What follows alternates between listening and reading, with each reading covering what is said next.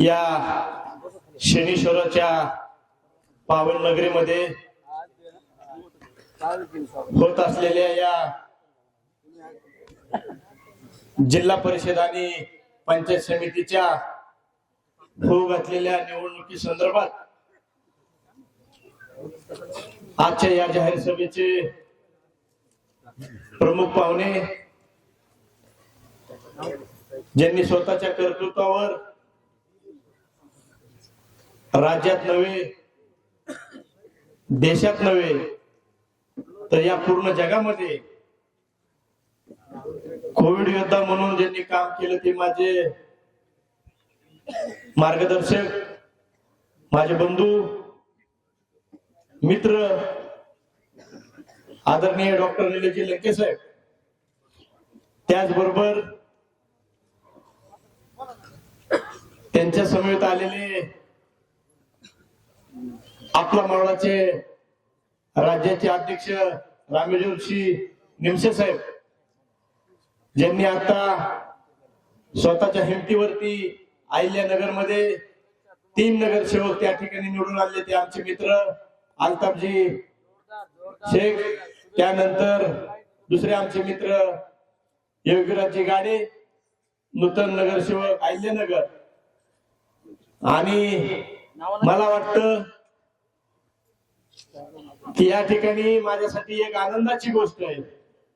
नेते, मला वाटत नाही की तुमच्या निवडणुका सोडून तुम्ही दोघ जण एका स्टेजवर कधी पारनेकरांनी सुद्धा पाहिलं नसेल, परंतु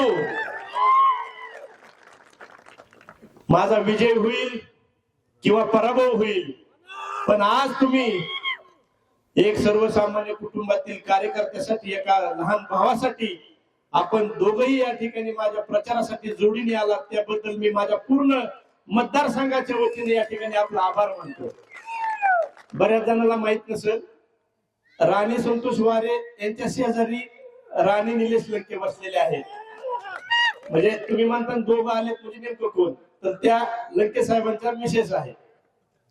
त्याचबरोबर या ठिकाणी प्रदेशचे अध्यक्ष कांबळे साहेब आणि सर्वच व्यासपीठावरती आणि समोर बसलेल्या माझ्या मतदार राजा आणि बंधू भगिनींनो,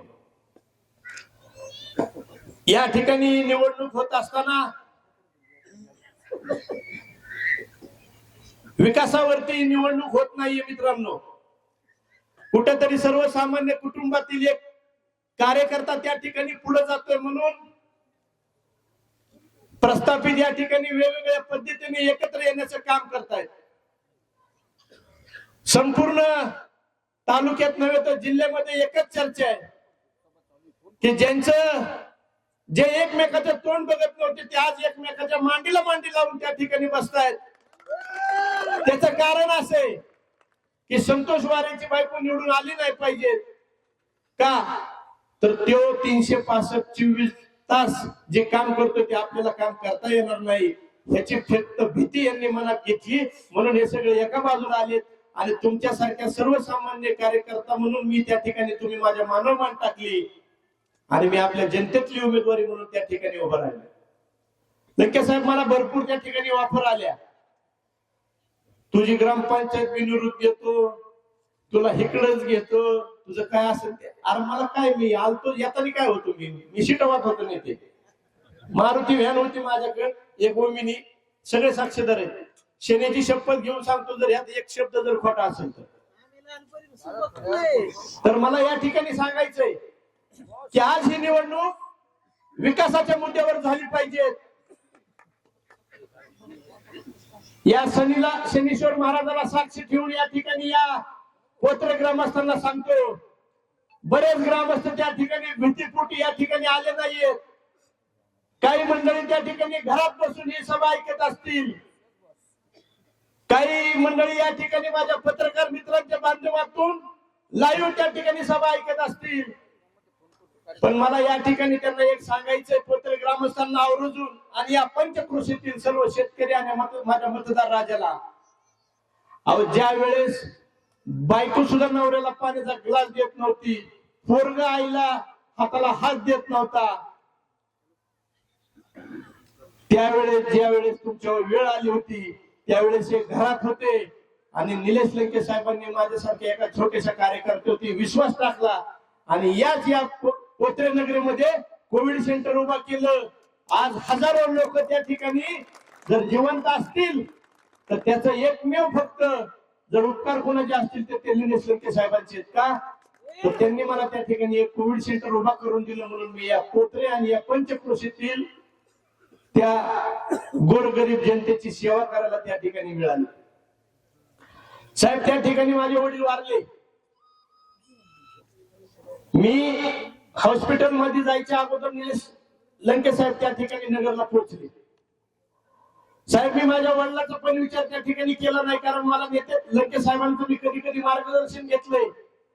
लंके साहेबांनी सांगितलं की आता एखादा माणूस जर गेला असेल तर त्याच्यावरती विचार करून आपल्याला काय साध्य होणार नाहीये, परंतु जी लोक अडचणीत आहेत त्यांना अडचणीतून बाहेर काढण्यासाठी काहीतरी करावं लागेल. आपण घरात बसून चालणार नाही.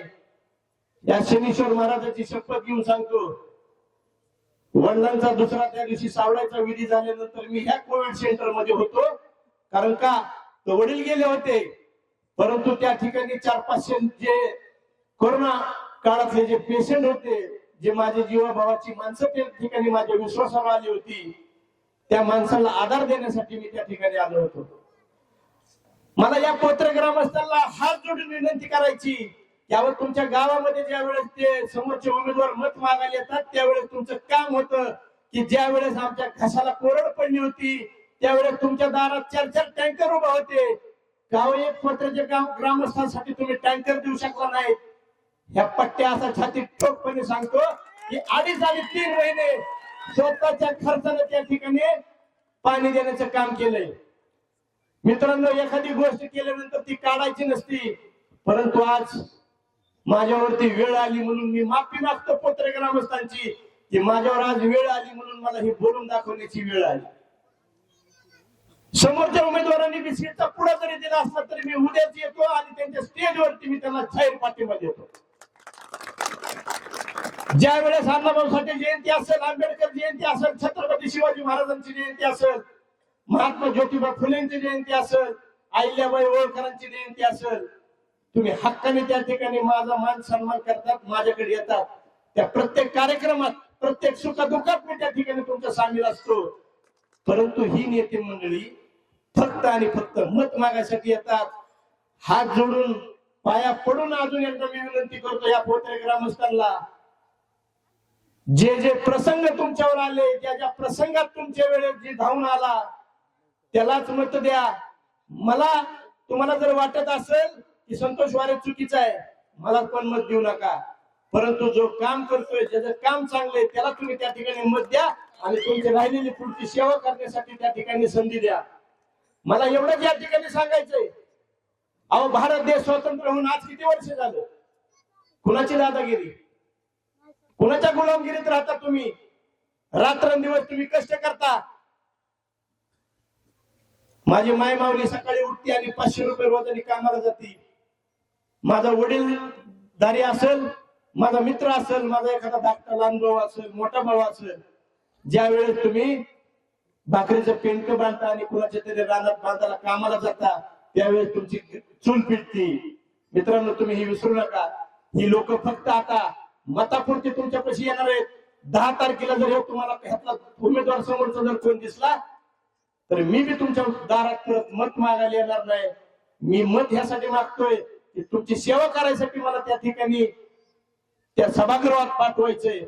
आज या ठिकाणी ज्या वेळेस पोत्र्याच्या ग्रामस्थांना ट्रॅक्टरच्या मोगड्यावर बसून यावं लागत होतं त्यावेळेस या समोरच्या उमेदवारांना दिसलं नाही का की माझा पोत्र्यातला ग्रामस्थ ट्रॅक्टरच्या मोगड्यावर येऊन बसतोय का, तर त्याला यायला जायला रस्ता नाही.